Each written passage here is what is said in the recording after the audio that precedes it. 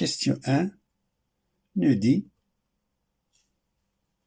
on a un sac contient 34 jetons. Sur chacun est écrit une lettre de la phrase suivante. Gagner la Coupe du Monde en Afrique du Sud. On tire 12 fois un jeton avec remise. La probabilité de former avec les lettres tirées la phrase Espagne gagne dans cet ordre. Et on a 5 affirmations. L'affirmation A que la probabilité est égale 5 à la puissance 3 fois 3 à la puissance 2 fois 3 à la puissance 2, tout divisé par 34 à la puissance 12. La probabilité, l'affirmation B que la probabilité est égale à 5 à la puissance 3 fois 3 à la puissance 4 fois 2 à la puissance 3, tout divisé par 34 à la puissance 12. Affirmation C que la probabilité est égale, c'est l'arrangement de 3/5 fois l'arrangement de 2/3 fois l'arrangement de 2/3, tout divisé par l'arrangement de 12 parmi 34. L'affirmation D que la probabilité est égale à l'arrangement de 3/5, l'arrangement de 2/3 et l'arrangement de 2/3, tout divisé par 34 à la puissance 12. L'affirmation E que la probabilité est égale, c'est la combinaison de 3/5 fois la combinaison de 2/3 fois la combinaison de 2/3 divisé par la combinaison de 12 parmi 34.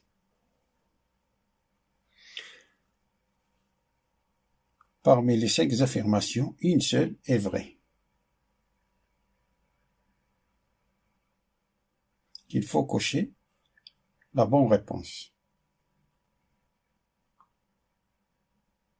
Nombre de lettres dans la phrase « Gagner la Coupe du Monde en Afrique du Sud »,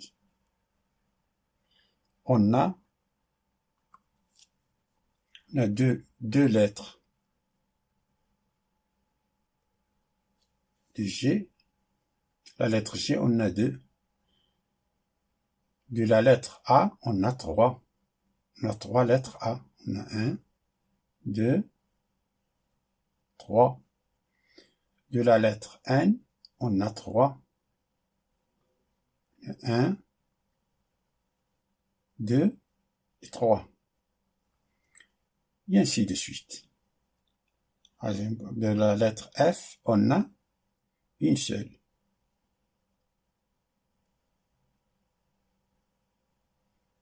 De la lettre U, on a 5. On a ici 1, 2, 3, 4 et 5.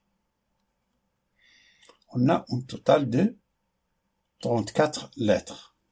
Si on a d'ici, l'addition ça, c'est 2 plus 3 plus 3 plus 5 plus 2.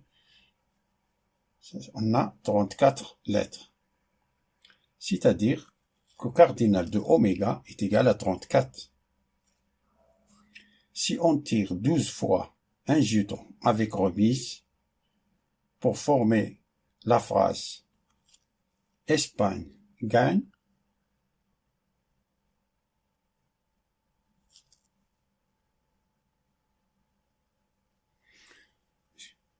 pour la lettre E, on a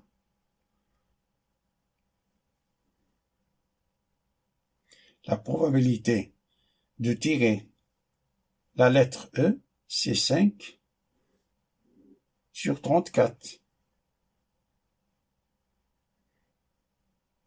C'est le nombre de cas favorables divisé par le nombre de cas possibles. Pour tirer la lettre S, c'est le nombre de cas favorables, on a ici S, c'est 1, divisé par le nombre de cas possibles. Là, c'est 34, c'est-à-dire 1 sur 34. Pour la lettre P, on a 1, c'est-à-dire 1 sur 34, et ainsi de suite.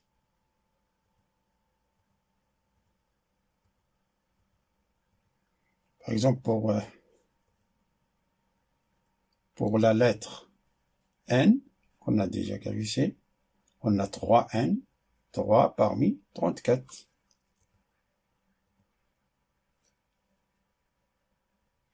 Donc, la probabilité de tirer legitime et span-gain donne cet ordre. Span-gain donne cet ordre. C'est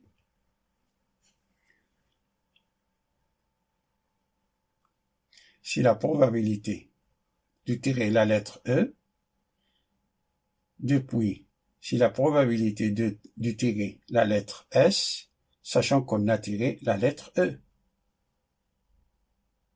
Depuis la probabilité de tirer la lettre P, sachant qu'on a tiré la lettre E et S, et ainsi de suite. Pour tirer la lettre N, ici N,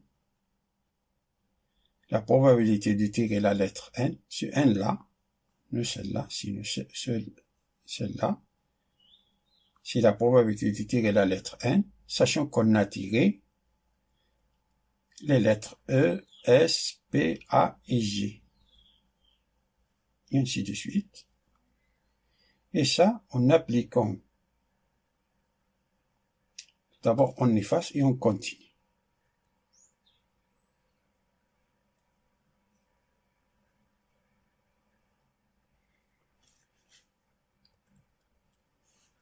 Ça, la probabilité de E, ça est égal. La probabilité de S, sachant qu'on a tiré la lettre E, c'est la probabilité de E inter S divisé par la probabilité de E. Et la probabilité de tirer la lettre P, sachant qu'on a tiré les lettres E et S, c'est la probabilité de E inter S inter P, tout divisé par la probabilité de E inter S. Et ainsi de suite. Ici, on remarque dans tout ceci qu'on peut simplifier la probabilité de E inter S, se simplifie avec la probabilité de E inter S, et la probabilité de E inter S inter P se simplifie avec ce. Probabilité de E inter S inter P se simplifie, et ainsi de suite.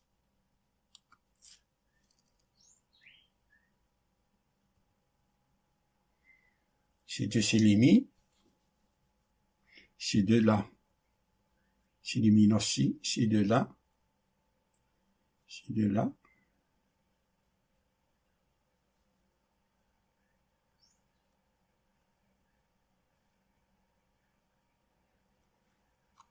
C'est-à-dire qu'il nous reste, c'est la probabilité de E inter S, inter P, inter A, jusqu'à l'intersection de E. Et ça, ce n'est que c'est la probabilité de E inter S, inter P, jusqu'à E. Ça, ce n'est que là, 5 sur 34, fois 1 sur 34, fois 1 sur 34, fois 3 sur 34, fois 2 sur 34, fois 3 sur 34, fois 5 sur 34, fois 2 sur 34,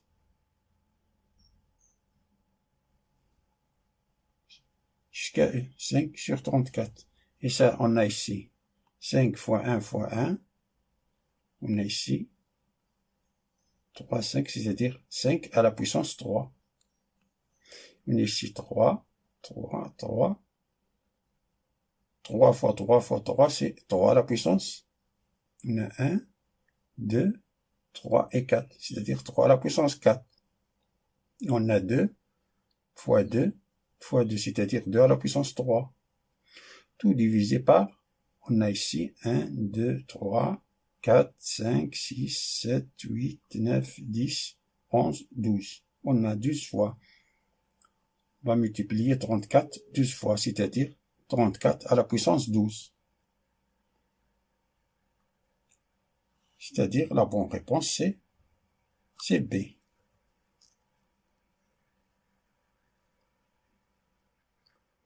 Voyons la deuxième question,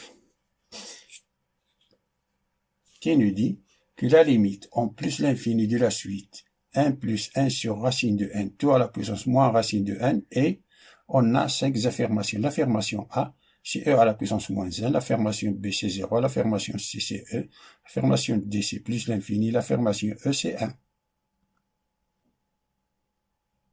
Parmi les 5 affirmations, il faut cocher la bonne réponse. On rappelle tout d'abord que si la limite quand x tend vers a de f de x à la puissance g de x est égale à 1 à la puissance l'infini, donc la limite quand x tend vers a de f de x à la puissance g de x est égale à e à la puissance la limite quand x tend vers a de g de x facteur de f de x moins 1. Alors, voyons ce qui est égal cette limite-là. La limite en plus l'infini de 1 plus 1 sur racine de n. On a ici n tend vers plus l'infini. Ce n'est pas x. n tend vers plus l'infini ici. Je suis trompé ici. 1 plus 1 sur racine de n facteur à la puissance moins racine de n. Ça est égal. Ça c'est 0.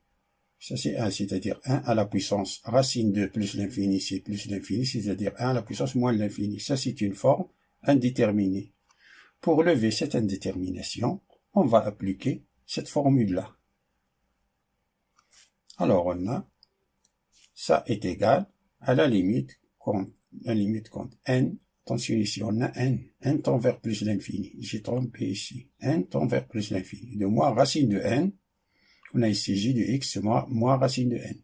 Moins racine de n facteur de 1 plus 1 sur racine de n moins 1. Et ça c'est f de x. C'est-à-dire f de x moins 1. Ça est égal à la puissance n tend vers plus l'infini de moins racine de n. Facteur ça c'est 1 sur racine de n qui est égal à la puissance la limite quand n tend vers plus l'infini. Moins racine de n sur racine de 1, ça c'est moins 1. Alors, est égal à la puissance moins 1. Par suite, la bonne réponse, c'est A.